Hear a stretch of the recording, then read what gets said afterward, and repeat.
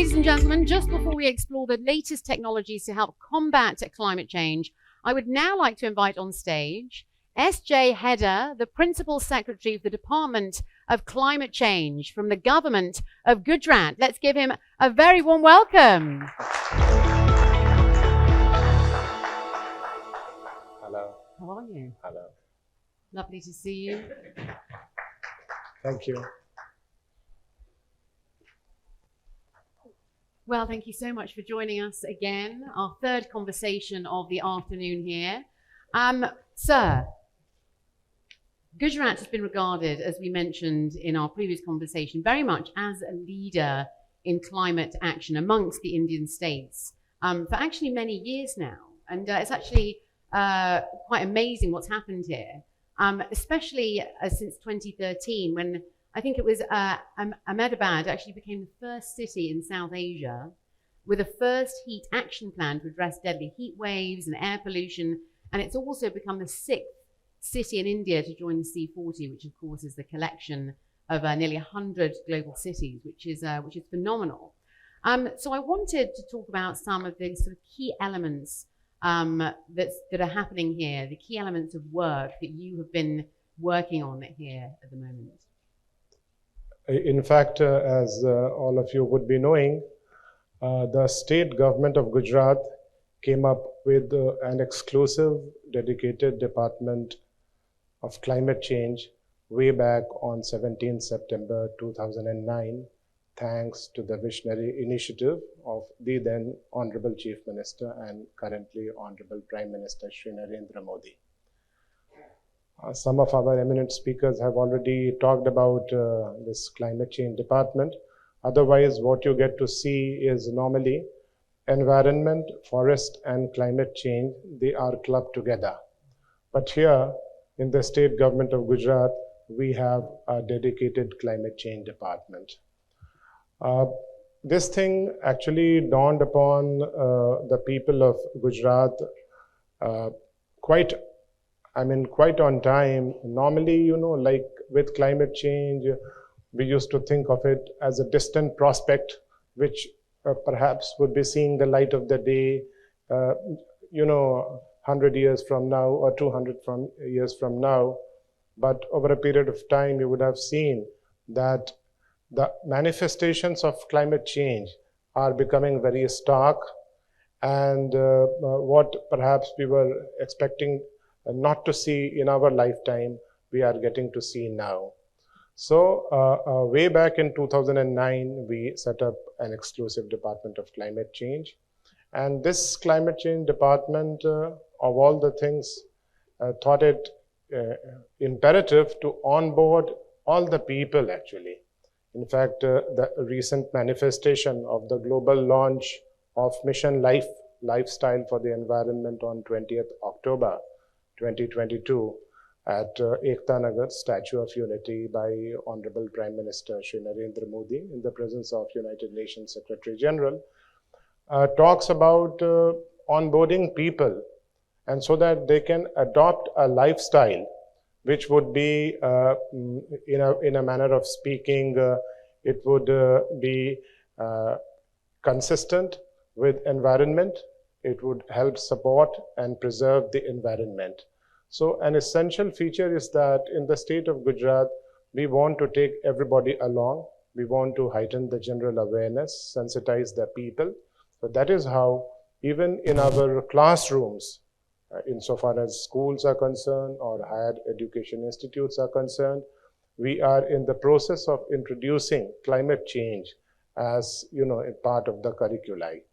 And teachers training is also being imparted so that our teachers in turn could train the students, and the students could take forward this message of addressing various concerns of climate change in a big way.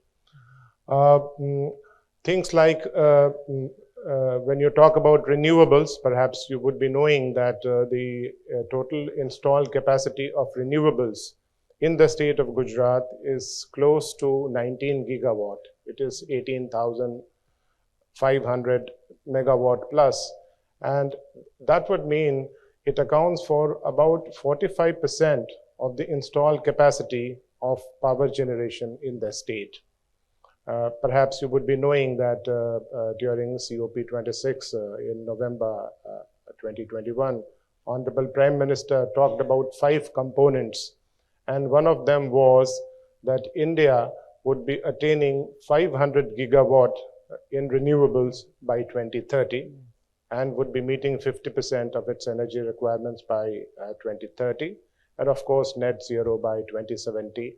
Then we talked about reduction in carbon emission, and also talked about reduction in carbon emission intensity in terms of GDP.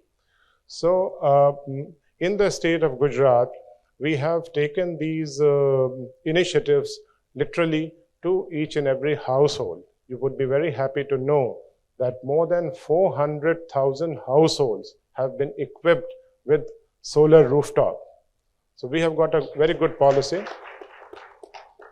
We subsidize the installation of solar rooftop, and up to 3 kilowatt hour, if I can indulge in a little bit of figures, we give 40% of the benchmark price or discovered price by way of subsidy. And from 3 kilowatt to 10 kilowatt, we give 20%. This has elicited a very warm response, and in the entire country, the state of Gujarat happens to be a front runner insofar as the installation of solar rooftop is concerned. When you talk about the installed capacity of solar energy, again, it is something like very close to 9,000 megawatt. Wind energy would be almost nearing 10 gigawatt. Then we have waste to energy, biomass thing, and hybrid also. All these add up to 19 gigawatt, which is quite heartening.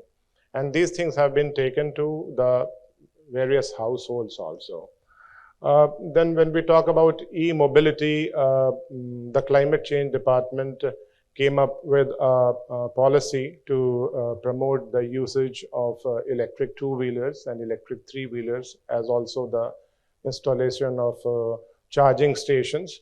So again, we have schemes for school-going students who can purchase electric two-wheelers. They get a subsidy of about 12,000 rupees. Then we have got a scheme for three-wheelers also. Of late, our Ports and Transport Department has come up with a policy in which we are giving subsidy for four-wheelers as well. So again, on the front of e-mobility, popularization of e-vehicles, we have taken an initiative, and this initiative has sort of percolated to the grassroots level at the cutting edge also, like people are enjoying the fruits of these policies. Then we have things like setting up of institutional biogas plants. We have installation of LEDs, then star-rated fans. So all these schemes have been taken to every nook and corner of the state.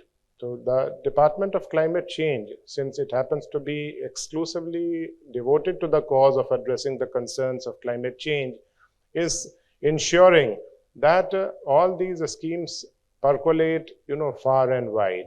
And we are, of course, collaborating with multilateral agencies also. We have had good collaboration with the European Union, then ICLE, South Asia, UNICEF, and we are open to collaborating with all because we would like to share our best practices, and we would also like to learn from others insofar as adoption of good technology is concerned. And these things are becoming more and more, viable also commercially. Initially, like we would be taking recourse to instruments like a renewable purchase obligation, but as has been rightly pointed out by one of the eminent speakers, that now the discovered price insofar as solar energy is concerned, it has come down as low as less than 2 rupee, and you would know what 2 rupee would be like. $1 would be something like 80 rupees. So it's become so cheap, so affordable, and we are also coming up with energy storage solutions, battery storage solutions. So on all fronts, starting from heightening of general awareness, sensitization of people, to funding research, to onboarding all the people, we have, in a manner of speaking, we have made humble contribution, and it's a very good beginning, which was initiated under the visionary initiative of our Honorable Prime Minister, Shri Narendra Modi, who used to be the Honorable CM at that point of time. And we have inherited a very rich legacy, which we are trying to, take forward. And we are there, in good collaboration with other states also, with the center also. We have aligned all our priorities and schemes with those of the center. The center has recently come up with the revised, intentionally nationally determined contributions and Panchamrut, as I mentioned. And we are all set and geared up to addressing the concerns of climate change. Very, very well said. Some incredible figures there, and truly wonderful to hear that so much is being done here as well. I just wanted to hone in into solar power in particular across India, which of course is really becoming, as you mentioned, a hugely fast developing industry, a very hot commodity. Gujarat is also, I've been reading, host to India's first solar powered village. Is that right? Talk us through that sort of journey as well, and what lies ahead in terms of some of the lessons that you're hoping to teach to others that are looking very much to get into this space. So we have this village known as Modera, where we have a sun temple. There is a temple devoted to sun deity, and there we have taken a large number of initiatives. And we have made sure that the entire village should be propelled by the energy of sun. We have come up with a 6 megawatt ground-mounted solar power station there. We have also installed battery energy storage solution of the order of 15 megawatt hour. We have installed this solar rooftop in more than 1,000 households with an installed capacity of 1 kilowatt on an average over those households. Then we have car parking, we have like smart metering. So all these things have been taken up in the village of Modera and nearby villages. So this is just to sort of demonstrate to the rest of the state, rest of the country, that there is enormous store of energy with the sun which needs to be harnessed. When you talk about the state of Gujarat, by one estimate, the potential insofar as harnessing solar energy is concerned is of the order of 135 gigawatt. And similar is the number in respect of wind energy, including offshore energy, which again has sort of, it is being explored with the installation of our 2 megawatt plant. So the idea was in Modera that the Sun Temple should really conform to the nomenclature which has been accorded to it over a period of time. And with this powering of the village through solar energy, and it is being broad-based also, so that maybe at a later point of time, even in agriculture, we would have those solar-powered tractors. We can have those floating solar PV. So to the extent possible, the entire energy requirement of the village would be met out of renewables and solar energy to be specific. So it would be a very good example for the rest of the state and the country. And others perhaps may follow suit. So we are at it, trying to make it more and more comprehensive in the days and years to come. Really is an incredible example of what really can be achieved, especially in such little time as well. Just in the last minute while we wrap up, could you maybe tell us a little bit more about some of the sort of forward-looking plans and goals that you have over at the ministry, and what exactly are those goals in just a minute, please? Actually, we sort of decide upon our goals, as I told you, by aligning our priorities with those of the national government. So essentially, that would mean that we are governed by the intentionally nationally determined contributions which have been propagated by the country. Initially, as you may recall, it was October 2, 2015, just prior to the Paris Agreement COP21, when India came up with its intentionally nationally determined contributions, and recently we have revisited them. So, and then Panchamrut. So, bearing those in mind, we have some good target for the renewables for year 2030, and aligning ourselves with those targets, like by one estimate, we are planning to have something like 72 gigawatt by 2030, but those numbers are being fine-tuned, and 50% of our energy requirements would be met out of renewables. And you would be very happy to learn that even as on date, in terms of installed capacity, we have already attained 45% vis-a-vis of the total energy basket. Then, yeah. Thank you. Thank you and then cutting down on carbon emissions.